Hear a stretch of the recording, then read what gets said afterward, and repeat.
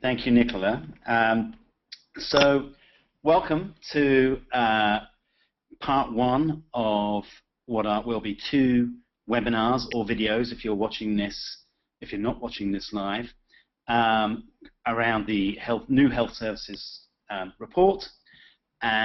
These are aimed to help you understand, give you a broad overview of the data you should be reporting on the new HSR, how to report it, and why the changes have been made to the old health services database. So this first session today is really just taking you through, giving you a very general overview of the changes that have been made, what the new system will be able to do, what these changes will enable us to do that we've not been able to do in the past, why we've made those changes. Nicola is also going to take you through some of the online resources which are available and show you the DHIS2 reporting tool very briefly, and she'll be getting into a lot more detail on that on the sessions on Thursday and Friday. So any questions you have, please do either post them in the message box, or at the end we'll have time to take questions. If you've got questions specifically about the sort of data entry process or the process through which your information is put into the new reporting system, by all means ask them today, but I think many of those questions will probably be answered by the sessions on Thursday and on Friday.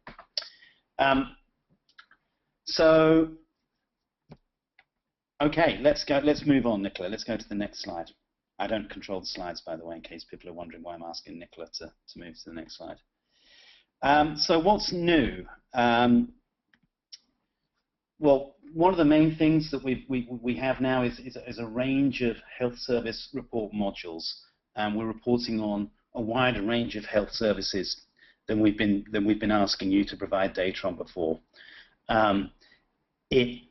This new system, the health services report, replaces the old health services database, and as I said, it does include some new interventions, and even with some existing interventions, there will be some new minimum standard data requirements. So some of the data that you will be providing or you'll be expected to provide may be slightly different.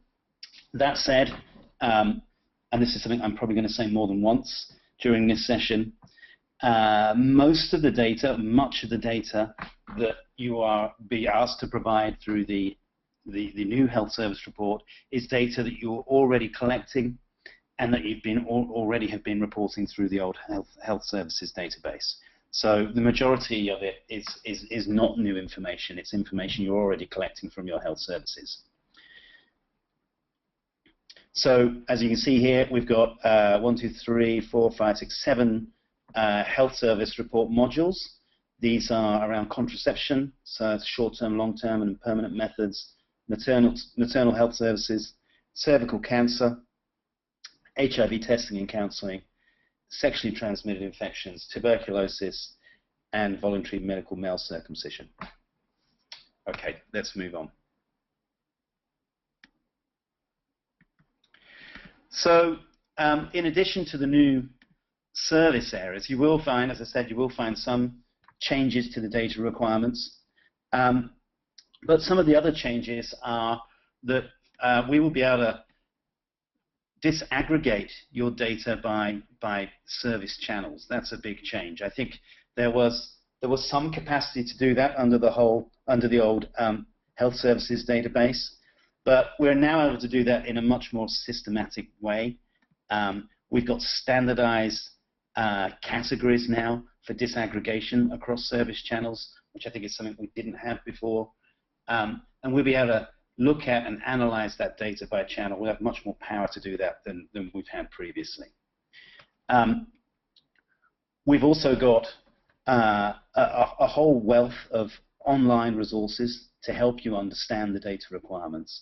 We have health area module guides. Nicola will show you where you can find those in a moment. We have a data dictionary which takes you through the definitions of all of the data points that you'll be asked to report. Importantly, we have a new help desk ticket system, which will you will be able to put your questions through using the DHIS2 portal. You'll be able to any queries you've got, any questions you've got about any aspect of the data you're being asked to provide or why you're being asked to provide it, can go into that system. That will then get fielded out to somebody, either from, depending on what the question is, either from the MIS team, from the program analytics team, possibly from SHRT, or from one of the regional M&E advisors. So we hope that this will mean that your questions are answered faster and that we get the right person providing you with the right help, and avoiding the sort of situation, the scenario we sometimes get of, you know, an email request and the email getting passed from person to person. We hope to be able to quickly identify who is the right person to answer that question and get them onto it and get them back to you as quickly as possible. We also have, we're also, in addition to expanding the utility of the health services reporting system, we're also expanding the technical support that's going to be available to our country teams.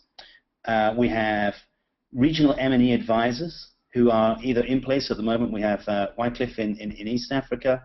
We have Bram has just joined us in West Africa. We'll have Gleister joining us in Asia at the end of November. We currently have Noah in Southern Africa as well. So we will have, for the first time, people in each of your regions who will be there to support your, not just your entering of data into the health services system, but to help you strengthen your information systems more generally. I'll say a little bit more about that in a moment. We've also got Nicola and Daniel and the consultants that have been working with them as part of their team. And any of you that have got DHS2 as your information system will have been working with them, and they will already, and they will continue to provide that support over the coming months. Okay, next one. Nicola, over to you. Quick demo. Thanks, Gary. So, as Gary mentioned, I am going to give a very quick overview of the system, and the reason why is because if we were to spend a lot of time going through the system in detail, it would be a much longer webinar.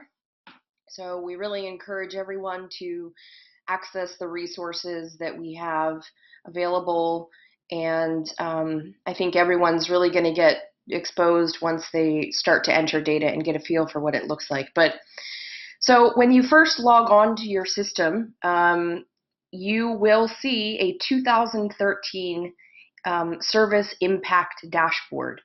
So what we did here is we took the 2013 service data, we imported it into the system, and depending on which service areas you had data for, you may see something in your dashboard. If you don't have data, sorry, you will get a dashboard soon.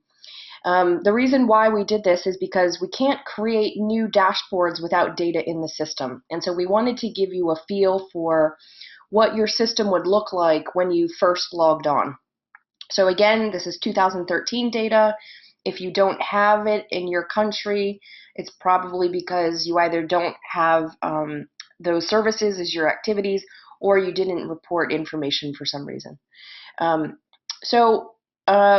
here, and I'm seen as a super user, so that's why I get to see all PSI countries and all these other dashboard tables up here. For most of the country users, this will be just very basic. You will just have access to your country. To get to your data entry screen, you're going to go to your apps menu. You go straight to data entry. That's going to take you to the data entry form. You will select your country from the left-hand side, and then from the drop-down menu, everyone has access to all of the data sets. Some of them may not apply to your country. That's fine. Just ignore those data sets. So I'm just going to give you a very quick tour of what these look like. I'm going to choose HIV testing and counseling. All of the data sets start with a code called HSR. That's so we can help identify different data sets in the system. And the data set forms are set up with what are called tabs at the top. And that's just a way for us to break up the form so it's not, you're not scrolling down for a very long time. I'm going to show you a couple of features in here. The first, as Gary mentioned, is that we have this new help desk system. In each of the tabs up here at the top, you will see a questions or problems link, ask here. That link exists in every single tab. So when you click on this link, it's going to take you to our ticket form where you can fill out your information, your email, your name. If your country is not listed in this box, don't worry. For the HSR report, we don't necessarily need it. A subject, and then most importantly is the ticket type. And we have, depending on which ticket type you request, this would then be fielded to a different member. So for example, if you have a question about the data requirements or any of the data definitions within the modules, you would select the specific module, either contraception, and that would go to someone in a member of the SRHT. If you had a general DHIS2 issue, like I don't know where my password is, or I don't know my login, or I can't see something, you select this. This goes to a member of our team. If you have impact questions, you can select this ticket type, health impact referral attribution. That goes to the program analytics team. And then if you need help adjusting your local data collection tools or databases, and you're not using DHIS2, this will go to your regional M&E advisor. So you just need to fill in a very brief description here and then hit submit. Another feature is the data dictionary. And the data dictionary, actually, let me show you the knowledge base first. So the other thing that we have here is, here I'm going to type support. I'm going to put this in the chat function. I encourage everyone to go check it out. This is our knowledge base, and this is basically where we have all of our documentation. Not just for the health services report. We also have a lot of articles about DHIS2 itself. It's got a really cool sort of search function. So if I had a question about condoms, I can type in here, and it's going to pull up all of the articles that have to do specifically about condoms. If you scroll down to the first section of the knowledge base, you're going to find 4 sections related to the health services report. The first is the module guides, and these are an overview of each of the modules. So it gives a brief description of what is in, why we're collecting this information, and then what is in each of the tables. And it talks about how the data is disaggregated and what you should be counting or measuring there. So I'm going to go back. So if you have, I would suggest that everyone start here to read the relevant module guides, just so they have an understanding and an overview of what it is that you're going to be asked to collect or report. The other thing is we have something called the common data element definitions. Gary had mentioned that one of the biggest changes is that we're now reporting the service data by channel. And so here is where you can find definitions of the channels. And these are definitions that are common to all of the health modules. So it means that the definition doesn't change from one module to the next. So here you will find the 3 category of the service delivery channels: franchises, service delivery partner, and PSI direct service delivery. We also have other definitions like channel type, fixed versus outreach, marital status, age categories, gender, and residence. So you can access those in the same place. And then finally, we've got all of these training videos. We actually have a YouTube channel.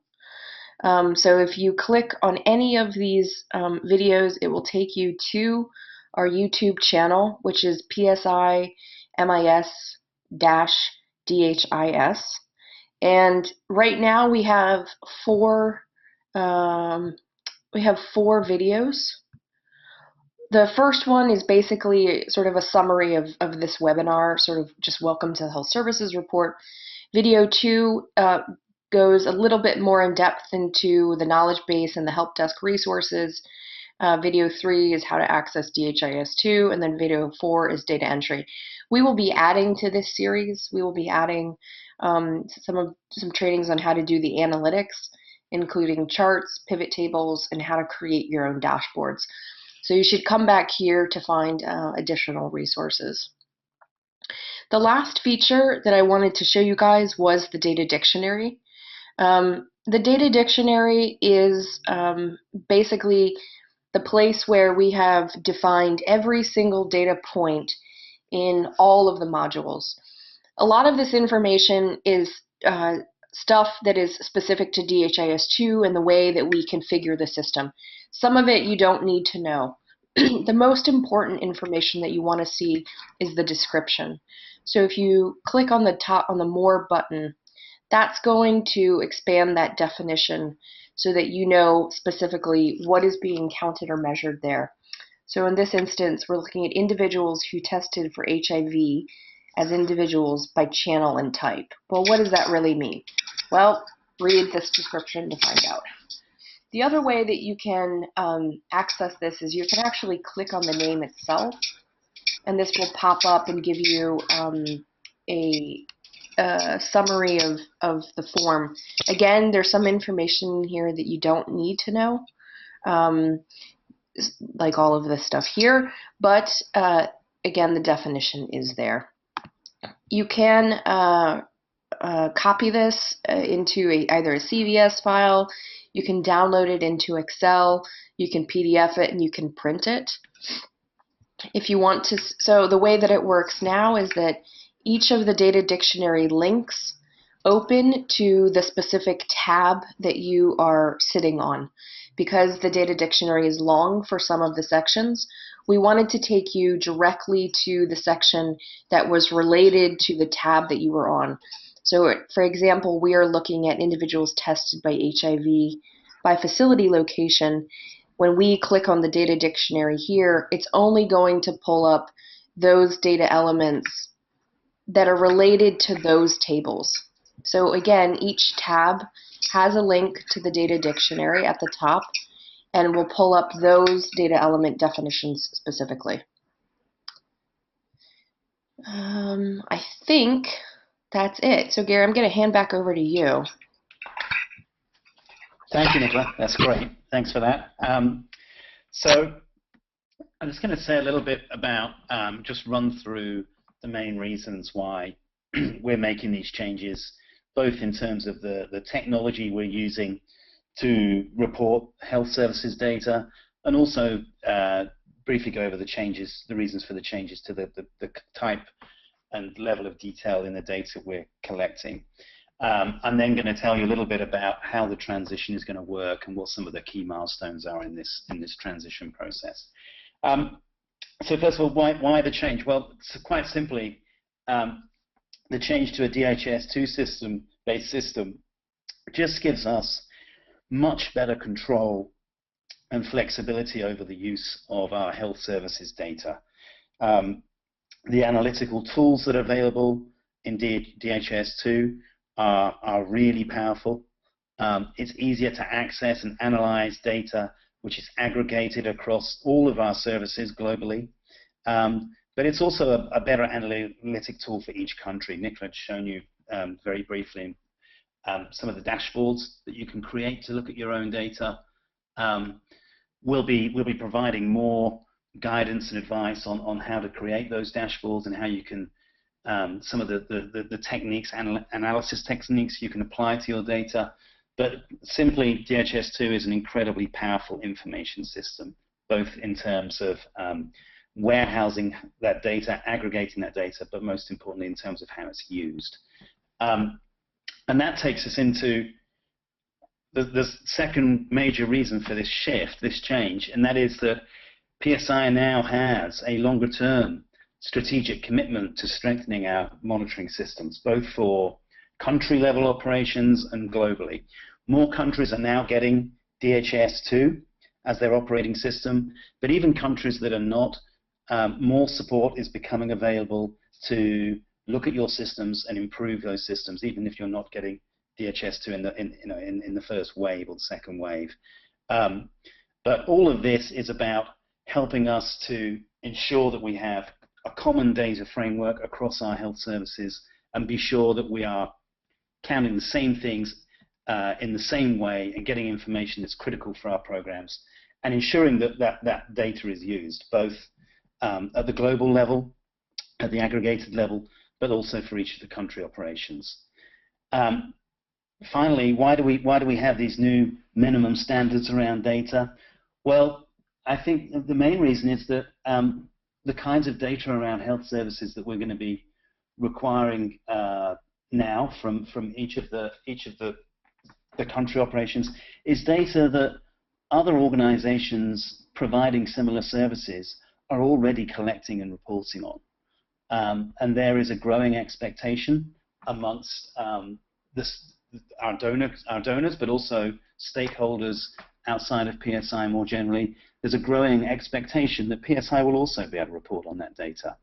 And it's going to become increasingly problematic for us as an organization if we can't.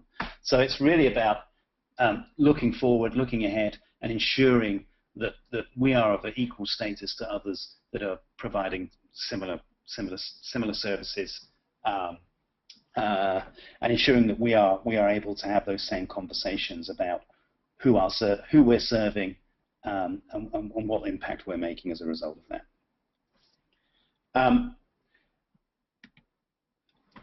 I'll just come on to if we can go to the transition. Yeah, okay, Nicola, thank you. I can see you've got that slide up.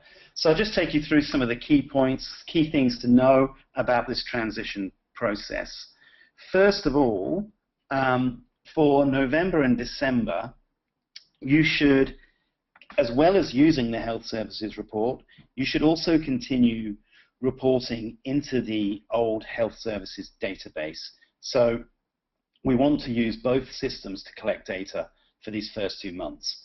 The reason for that is that we want to use these 2 months to validate the data that's coming through the new HSR, the new reporting system, and we want to make sure that your health impact is calculated correctly.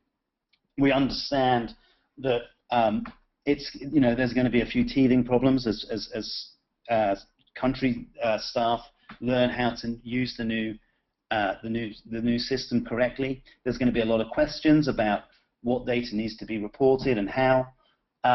So we want to make sure that we have this dual reporting system so that we can verify the data that we're getting from the new Health Services Report and ensure that it matches that which is coming through the Health Services database. Impact attribution, DALYs, will come through, for November and December at least, will come through the Health Services database. So all of your DALYs for November and December will come through the Health Services database. So even if there is a problem if we identify some major problems with the Health Services reporting system, which hopefully we will not, but if we do, your DALYs and your impact is not at risk. We have the existing system there to capture that, to ensure that that's both a good safety net in case there are issues, but also primarily to enable us to verify the data that's coming through the new HSR. The other thing to be aware of is that in the first instance, this is for English-speaking countries only. Non-English-speaking countries will go live at some point in 2015. We don't have a date for that yet. You will be notified well in advance. But the new system at the moment will only apply to English-speaking countries.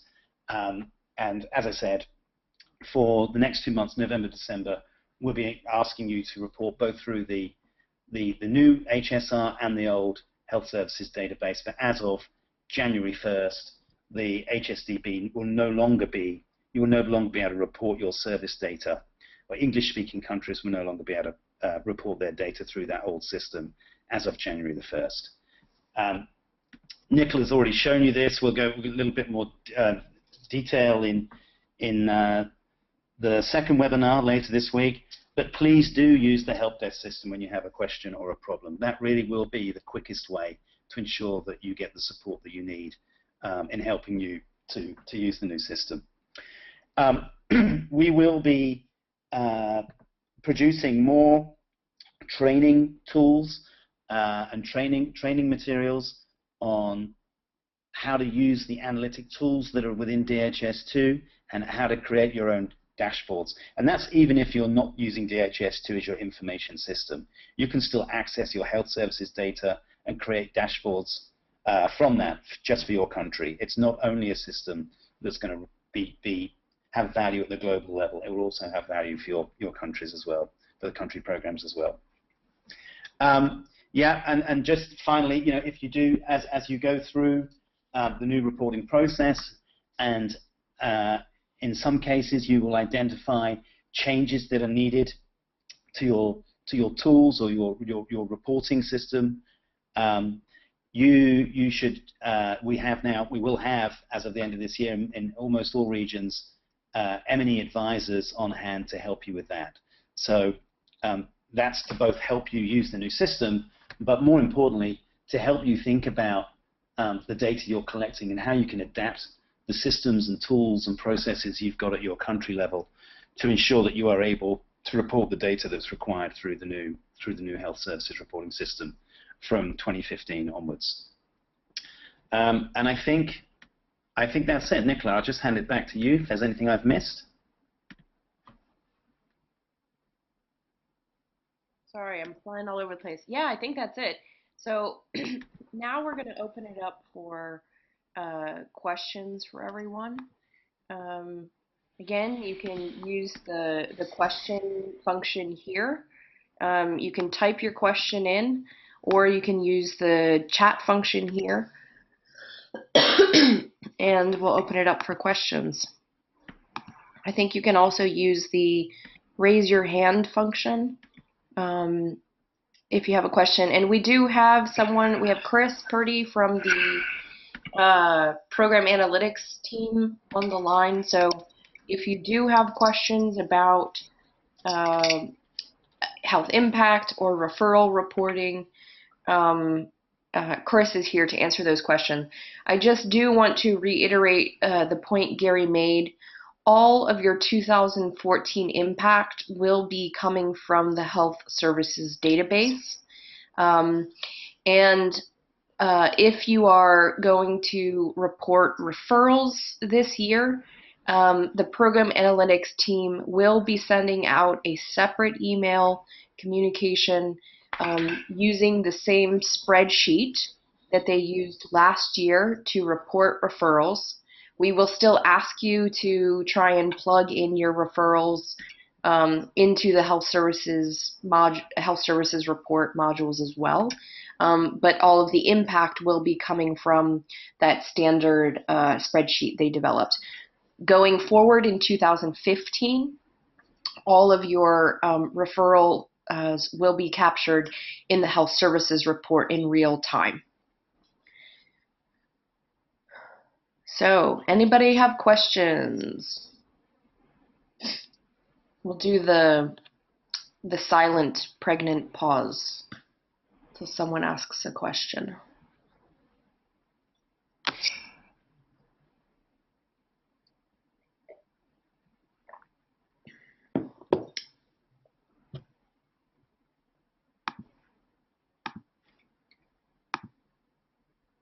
Any questions?